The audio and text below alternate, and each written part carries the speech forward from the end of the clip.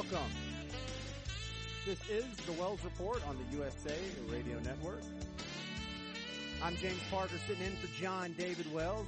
If you want to chime in, the phone number, 844-RADIO-US. That is 844-723-4687. How you doing? All right, well, before we step aside, if you're just joining us on that last segment, Campus Reform did one of their cute little tricks where they send a guy out there with a microphone and a camera, and he asked a bunch of college kids who he was stopping, hey, what do you think about this quote from Trump on immigration? And then he reads them the quote, and they tell you how racist and sexist and bigoted and homophobic and Islamophobic and whatever phobic, xenophobic. It's based in white supremacy. All the trite, typical hack answers. And then as soon as they give that answer, he turns around and goes, oh, I'm sorry. That was actually a quote from Obama. And then he hits play on his phone, and then they see and hear Obama saying the exact same quotes that they just listed as all these horrible, I don't know, adjectives, adverbs. And so this is the second part of that little video where you get their reaction to being exposed. I'm going to show you the person that said that quote. We're also a nation of laws. Undocumented workers. Is that surprising? Yeah, a little bit. Why is that surprising? Because I thought it was the Trump administration that said something like that. Yeah, it's quite surprising. I thought it was from Trump. I didn't expect it to be Obama either. Why did you not expect it to be Obama? Because Not a mom who's working hard to provide for her. I guess, I don't know, like, it never occurred to me that it could be Obama. Is that surprising that it's a quote from President Obama? Yeah, that was surprising for sure, yeah. Do you think it's still a practice of white nationalism, though, to deport criminal illegal aliens? I think the way Trump's doing it is. Okay. But President Obama, to this point in Trump's presidency, Obama actually deported more people, though. So it's, in practice, it was more from Obama, though. What's your question? I'd say my understanding of Obama versus Trump is that Obama was more liberal as far as amnesty and border security. I expected that quote to come from Trump. Yeah. I mean, it just shows the hypocrisy in politics. So one person can say something 5 years ago, and next thing you know, it doesn't apply to them anymore, and that they can now be the morality police for whoever is in charge now. Does that change your opinion of the practice to know that President Obama did the same thing? Actually, to this point in his presidency, deported more people than President Trump had at this point. No. Again, I just think that there's a moral way to do it, and I don't know a ton about Obama's deportation policies, but I imagine that they were a lot more humane than the ones currently going on. Yeah, no one's mind got changed. There was that one guy who was like, well, I'm really surprised there I was that wrong. No one has their mind changed. Cognitive dissonance in the human behavior and human psyche is so strong. It is almost impossible to, even when you show someone evidence of how they are wrong, for them to go, I guess I was wrong. I guess I'll think differently. You're included in that. I'm included in that. And as much as we want to think, oh, don't be that guy. Don't be the guy that's just a hack. It's really hard not to be, because that is an innate part of being a human being. How can you guard against that? Remove your emotion from the debate as much as you can at all times. Give everyone the benefit of the doubt and give everyone the same benefit of the doubt. Because for me, in the position I'm in, the worst thing in the world would be for me to be shown to be some sort of hack on that level. And I hope I would pass the test if y'all came to me with, hey, here's a quote from Obama or here's a quote from Trump. I hope I would give you, if not the same, at least a similar answer.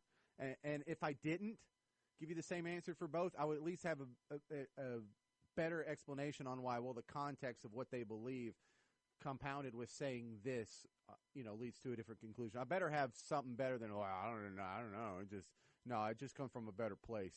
Yeah, right. All right, now let's do some jokes. Hey, how you doing? Welcome. It's the Monologue on the James Show. I am your host, James Parker. How you doing? Thank you. CNN is under fire for interviewing a white supremacist, Richard Spencer, and in doing so, the network allowed the bigot to share his horrible racist opinion with literally dozens of viewers. Beto O'Rourke continues to struggle in the polls. to give you an idea of how bad his campaign's doing, his new slogan is, "No, I haven't dropped out yet." And if Joe Biden were to win the election, he would be the oldest entering U.S. president at age 74. But that's no big deal because he has the mentality of a 12-year-old. That's what my wife says about me. In Kiev, Ukraine, a burglar broke into a pharmacy and made off with hundreds of dollars of Viagra. Police believe the thief is actually a hardened criminal. It wasn't that bad. Shut up. Walt Disney.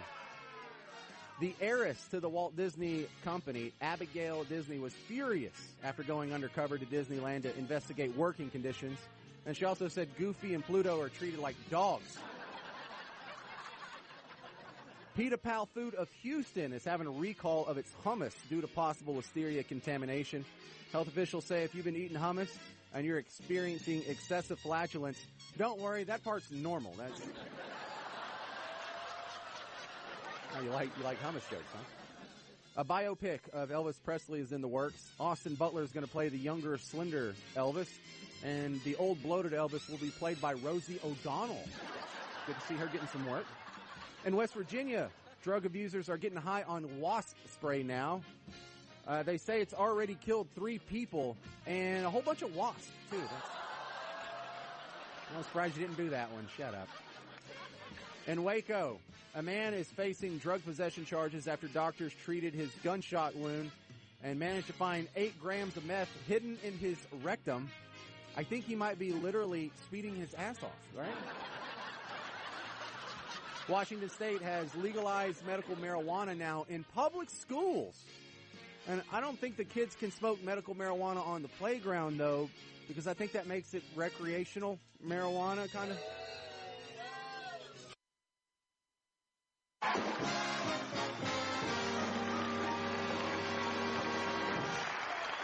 So I have, thank you. So I have what's here, basically a standing headline. This is a headline that, you know, it could have come out this week. It could have come out a month ago.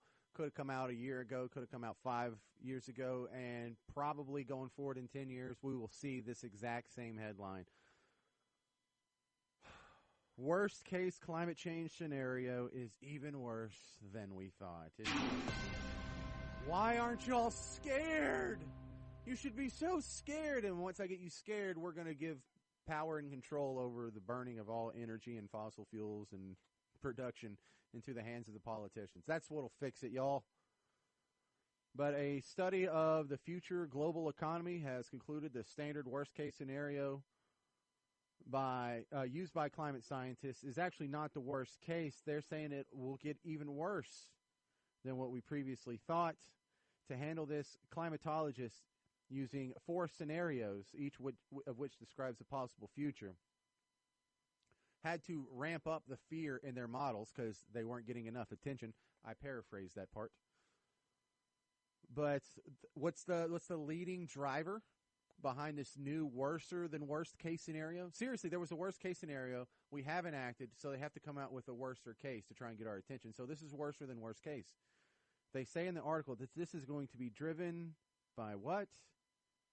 Unfettered economic growth and rampant burning of fossil fuels. Those filthy capitalist pigs and their petrochemicals are going to destroy the planet. I got it. Isn't that what y'all said last year and the year before that? And it's even worse than we thought. Every time something new comes out, well, it's even worse than we previously thought. Scientists now shockingly agree that it's even worse than we thought previously. Scientists now universally agree that the worst case scenario just isn't worst case enough. I got it. The world's scary. We're all going to die. I got it. But they came up with a new one, and the driver for this is going to be capitalism and fossil fuels. It's almost like if you were writing some sort of manual on how to be dictator of the world. Well, first, scare everybody into thinking the world's going to end if they don't give you control over what? The productive activities of the entire human population. Because you realize that's what it'll take to contain climate change. There's going to have to be one governmental entity, if not one dictator that's in charge of all this stuff, letting people and giving permission to folks to either consume or not consume what they call fossil fuels. I don't even think that's the right name for it. Because seriously, look, one of the legit criticisms of the Kyoto Protocols or the Paris Climate Accords or the ones that they did in Copenhagen is that it causes all kind of restrictions on the United States and France and England and Germany and all these first world countries. But the third world and second world hellholes get to pollute all they want. So the biggest polluters in the world, China and India, not only can they keep going at their levels, and not only do they have to not make any reductions, they can ramp up their CO2 production as far as the eye can see, and they may be revisited with some caps once we reach the year 2050. Well, that's not legit. That's not going to solve climate change if the biggest purveyors of CO2 are allowed to grow as much as they want their CO2 production while us have to curtail it. It's almost like, wow, it's not really about CO2. It's about sort of redistributing economic parity in the world from the first world to the third world. But yeah, if you were writing a taupe or a treatise on how to take over the entire world and control the entire world, controlling people's production of CO2 is all it would take. And you would basically control every facet of everybody's life, seeing as how some sort of energy or production goes into almost every human endeavor possible. A new study explores the liberal bias of university faculty. Langbert, for the journal Academic Questions, sampled 8,688 tenure-track PhD-holding professors from the top 51 liberal arts schools. And they have a Democrat to Republican ratio, if you exclude the military colleges, of 12.7 to 1. That's what the distribution is. 12.7 to 1. That means for every Republican professor, there's about 13 Democrat professors out there. Now, it's not too surprising that engineering, chemistry, physics, math, the hard scientists, they have a tendency to less likely to be lefty. But when you go into some of these soft science fields, sociology, English, religion, anthropology, oh my goodness, it gets insane. And the part that's the worst is communications. Communication. So mass media, if you end up in a job like mine, if you end up in the media, if you end up in public relations, if you end up working for a PR firm, if you end up in marketing, I mean, there's all kinds of jobs, but most of them are media related. That is the most solid, the way they wrote it in the study. It is highest in terms of ideological homogeneity, skewed toward the left. Which means, man, we have an overwhelming amount, a shocking amount of Republicans that are in the hard sciences, but once you get out of the hard sciences, they almost disappear. So it is entirely possible for someone who is on CNN right now, or heck, even on Fox Business, what's on in my studio in here, or to be at the major newspaper in your hometown and have never even been exposed to what you believe from someone who believes it. Isn't that bizarre? It kind of explains a lot. Kind of explains a lot of the reporting. Kind of explains a lot of the bias. Of course, all these people in the media think we're all sexist, racist, bigot, homophobe. Of course, big city people who have never been to the country, of course they accept what they're told about flyover country. Because you hold your college professors in high regard. You hold your media people. If you have a tendency to want to be a person that goes into a media-related field, like myself, you tend to hold those people in high regard. Your heroes very often happen to be associated with the media in some form or fashion. So your heroes, your professors, of course you're going to believe them if you've never been exposed to it yourself. And until we do something about that, until we do something about both education and the media, they are going to control the narrative. And when I say they, I mean basically anybody who's not a free market capitalist pig like you and me. Now, your studies show that you're probably a conservative and I'm a libertarian, so there are some significant political disagreements we have. But at least we're not socialists, right?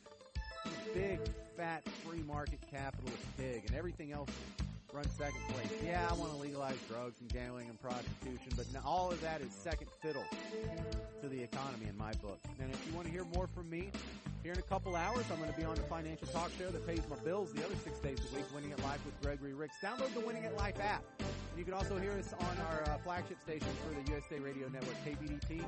Our show is on in your station tomorrow morning at 11. But around the clock, we're on 6 days a week at 7. Weekdays, Saturdays 10 to 1. In the meantime, find me on Twitter at James Parker Show, or you can look at James Parker Radio in Google, and I'll pop up there somewhere. Thank you very much to producer Phil, Chris O'Sullivan, John David Wells for letting me fill in for him. I am James Parker. This has been the Wells Report on the USA Radio Network. Wayne Allen Root is coming up on most of your stations next. This report is brought to you by Crescent Tools.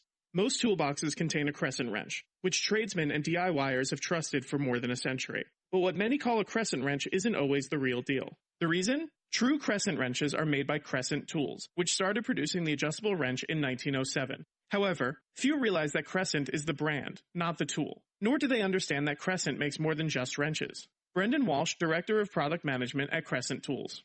What a person thinks is a crescent wrench may just be an adjustable wrench, and there's a difference. We've innovated the crescent wrench to meet the needs of today's tool user and have expanded to offer a solid crew of tools in addition to wrenches.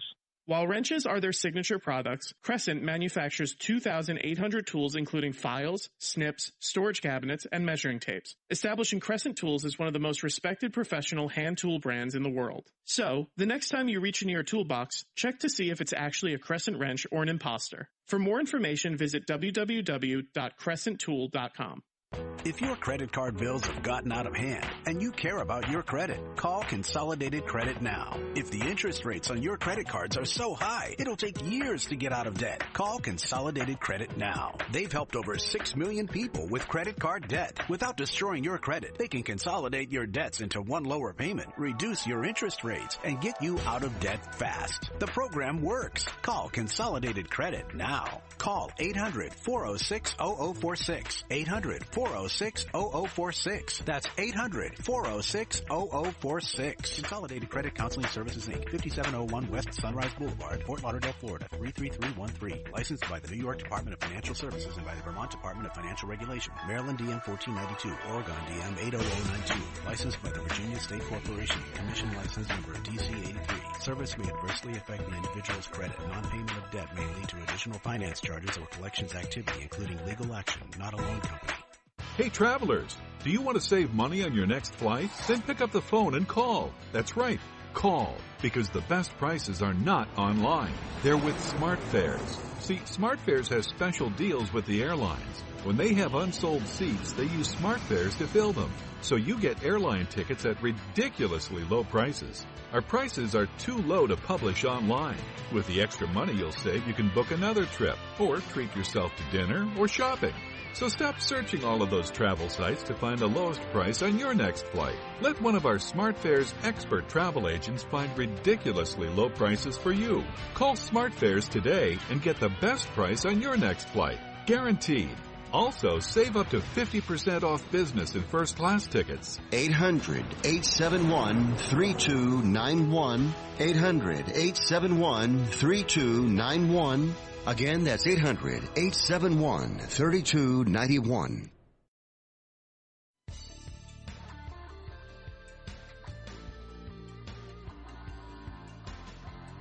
Hey, welcome. It's the Wells Report with John David Wells on the USA Radio Network. I'm James Parker. I did such a good job that they're going to let me finish the show. Now I went to break. Feels like, dude, you got 10 more minutes. Oh, crap, I kind of said goodbye there. All right, so yeah, you got me for about 6 more minutes here. If you want to call in, you better do it now. This is the last segment, 844-RADIO-US, 844-723-4687. And then after this segment, there really will be Wayne Allen Root, who I got to hang out with him for a little bit in New York last month. His wife is from Texas, so she's one of us. Ridiculously stunning. I don't know if she has eyesight problems or maybe Wayne, he must just have a great personality because he doesn't deserve that. But what a fun dude he is. Boy, once you get him wound up, you can't slow him down. Had a great time with him, though, so stick around after this segment. He will be doing a show, hopefully, unless Phil, correct me if I'm screwing this up, too, but I hope I'm not. Anyway, I like to do this day in history a little different. I call it Best Day Ever. Best Day Ever. Hey there, thank you. Welcome to Best Day Ever. It's this day in history through the prism of James Parker. Hey, thank you. I am your host, James Parker, and I'm going to tell you why today, July 19th, this is the best day in the history of ever, because it was on this day in 1799 during Napoleon Bonaparte's Egyptian campaign. A French soldier trips over a big old rock, and he goes, what the heck was that? And he looks at it and it has all this writing on it.